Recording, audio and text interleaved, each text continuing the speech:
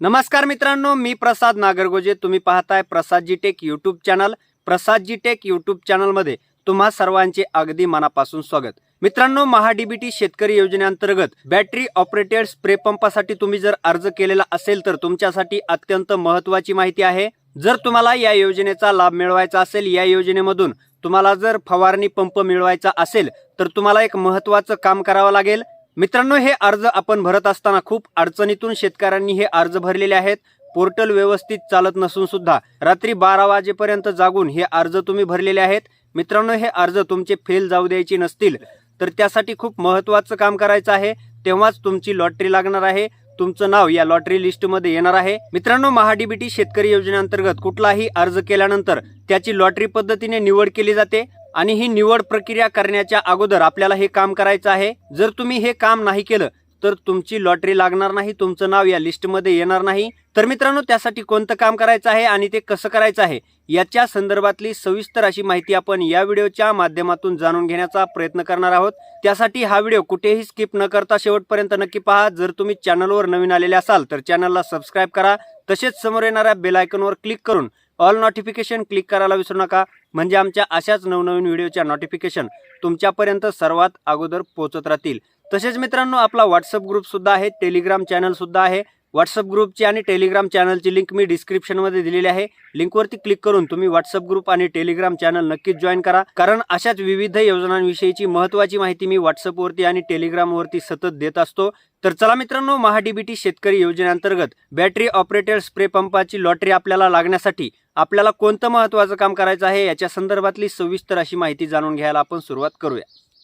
तर मित्रांनो, हे काम करण्यासाठी तुम्हाला तुमच्या मोबाईलमध्ये गुगल किंवा क्रोम ब्राउझर ओपन करायचं आहे. ब्राउझरच्या सर्च बारमध्ये mahadbt.maharashtra.gov.in असं टाईप करून सर्च करायचं आहे. तुम्ही सर्च केल्याच्या नंतर या पेजवरती आलेले असाल. मित्रांनो, या पेजवरती येण्यासाठी तुम्हाला डिस्क्रिप्शनमध्ये सुद्धा लिंक दिलेली आहे.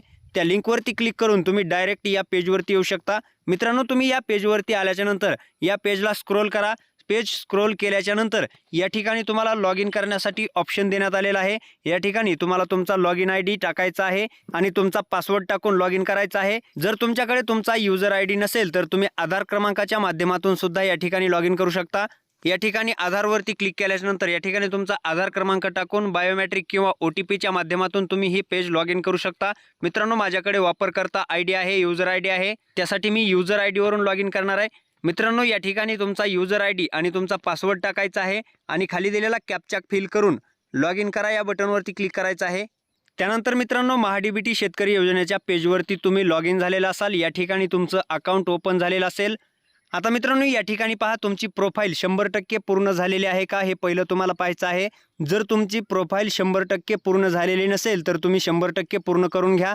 या ठिकाणी डाव्या साईडला प्रोफाईल पूर्ण करण्यासाठीचे संपूर्ण ऑप्शन देण्यात आलेले आहेत. या ठिकाणी क्लिक करून यातील प्रत्येक बाबीवरती क्लिक करून तुम्ही तुमची प्रोफाईल पूर्ण करू शकता. या ठिकाणी वैयक्तिक तपशील जर तुमचा भरायचा बाकी असेल तरी सुद्धा तुमची प्रोफाईल अपूर्ण असू शकते. वैयक्तिक तपशील भरून घ्या. पिकांचा तपशील सादर करा, त्यानंतर इतर माहिती सादर करा. ही संपूर्ण माहिती भरल्यानंतर तुमची प्रोफाईल ही 100% अपडेट झालेली असेल. आता मित्रांनो, या ठिकाणी महत्त्वाचं कोणतं काम करायचं आहे तर मित्रांनो, या ठिकाणी डाव्या साईडला पिकांचा तपशील सादर करा या ऑप्शनवरती तुम्हाला क्लिक करायचं आहे. क्लिक केल्याच्या नंतर अशा पद्धतीने पुढील पेज तुमच्या समोर ओपन झालेलं असेल. या ठिकाणी तुम्हाला तुमच्या शेतात कोणते पिकं घेताय याचा तपशील द्यायचा आहे. मित्रांनो, लक्षात ठेवा, महाडीबीटी शेतकरी योजनेअंतर्गत जे फवारणी पंप तुम्हाला मिळणार आहेत ते फवारणी पंप फक्त सोयाबीन आणि कापूस उत्पादक शेतकऱ्यांना दिले जाणार आहेत.